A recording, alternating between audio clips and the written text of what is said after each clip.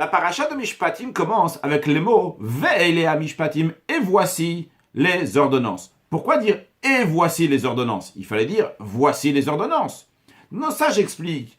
C'est pour nous dire que bien qu'il s'agisse des ordonnances qui sont logiques, sache que ça vient à la suite de ce qui était avant. Le don de la Torah dans la paracha précédente qui a été donné au mont Sinaï par Dieu, c'est logique, mais ça vient aussi de Dieu. Et voici les ordonnances. Ceux-là aussi sont logiques, mais ils viennent aussi de Dieu. Le rabbi explique de manière plus profonde.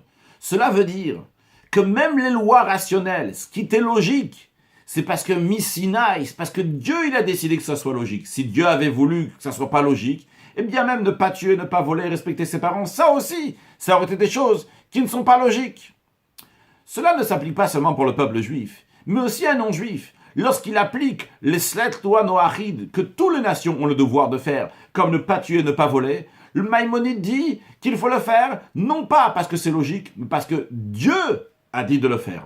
Alors de nos jours, on travaille tous sur cela, juifs et non-juifs, pour réaliser qu'on fait les choses parce que Dieu nous a demandé.